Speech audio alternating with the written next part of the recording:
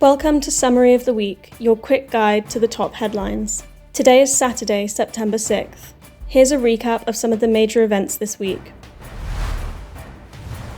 Last Friday, Russian missiles and drones struck apartment buildings in Kyiv, killing at least 25 people, including 4 children. The attack carved a 5-story crater through a building and damaged both the EU mission and the British Council's offices in the capital. This led to the UK and European Union summoning their Russian envoys. President Zelensky denounced it as a horrific, deliberate civilian attack, while global leaders warned that the aerial strike could derail fragile peace efforts.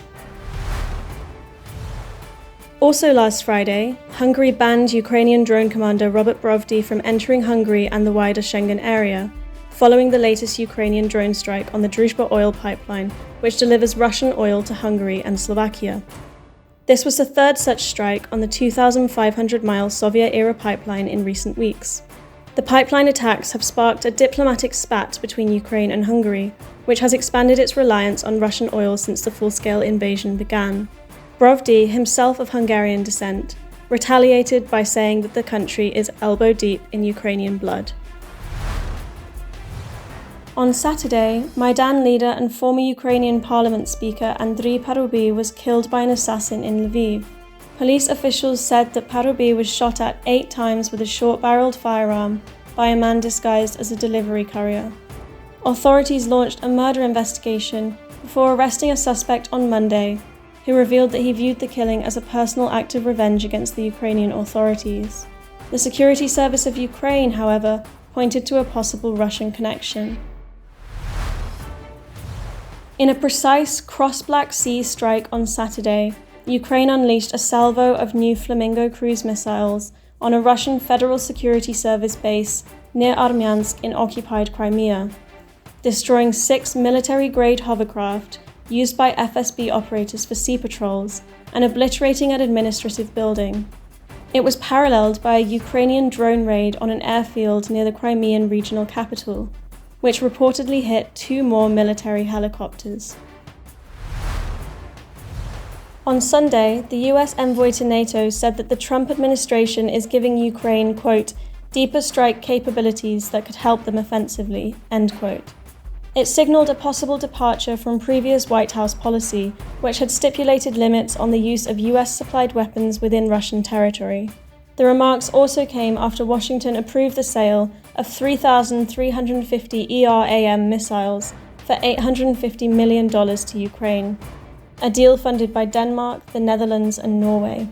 The missiles have a range of 240 to 450 kilometers, which is equivalent to 150 to 280 miles. On Monday, hundreds of people attended a funeral in Kyiv for 2-year-old Angelina and her 24-year-old mother Nadia, who were killed under the rubble of a 5-story building during the overnight missile and drone onslaught on August 28th. Hundreds of people attended.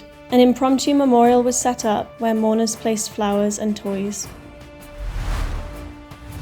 Also on Monday, former President Viktor Yanukovych made an appearance on Russian state TV, accusing the EU of arrogance in talks held with Kyiv before he was ousted from power. He also said that Ukraine joining NATO would be, quote, a direct path to civil war. On Tuesday, Russian President Vladimir Putin told Chinese counterpart Xi Jinping that ties between Moscow and Beijing are at an unprecedented level, in a nod to cooperation between the two countries during the war. The remarks came ahead of a major military parade and showcase of Beijing's might, marking 80 years since the end of World War II. Xi responded by telling Putin that Beijing would work with Moscow to, quote, promote the construction of a more just and reasonable global governance system. At Wednesday's event, North Korea's Kim Jong-un stood publicly for the first time alongside Xi and Putin. Donald Trump retaliated on Truth Social to the show of unity by accusing all 3 leaders of conspiring against the US. Also on Tuesday, the National Anti-Corruption Bureau, NABU, and the Specialized Anti-Corruption Prosecutor's Office, SAPO, placed a senior Security Service of Ukraine official under suspicion of illicit enrichment. Sources identified the suspect as Ilya Vityuk, the former chief of cybersecurity at the SBU. The incident marks the latest escalation of tensions between the anti-graft agencies and the SBU, after nationwide protests in July over a government bill curbing NABU and SAPO's independence.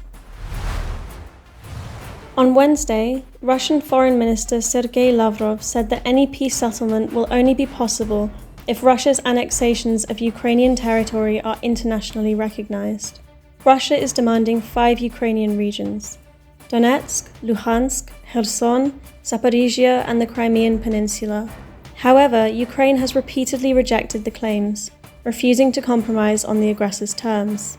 Foreign Minister Andriy Parubiy said that the demands underline that Russia has not changed its aggressive goals and shows no signs of readiness for meaningful negotiations. On Thursday, French President Emmanuel Macron said 26 nations in the so-called Coalition of the Willing have pledged to participate in Ukraine's security guarantees, including through troop deployments. They agree on providing a reassurance force on the ground, at sea, or in the air, though not on frontline combat. Macron noted the force would only deploy after a ceasefire. At the same press conference, President Zelensky confirmed the initiative and accused Moscow of dragging out peace talks. Also on Thursday, workers with a Danish aid organization who were helping to remove landmines near Chernihiv were struck by a Russian ballistic missile. 2 people were killed in the attack and 8 were injured. The Danish Refugee Council, which headed the mission, condemned the strike as a violation of international humanitarian law, while authorities emphasized it was an attack on civilians, clearing deadly remnants of war.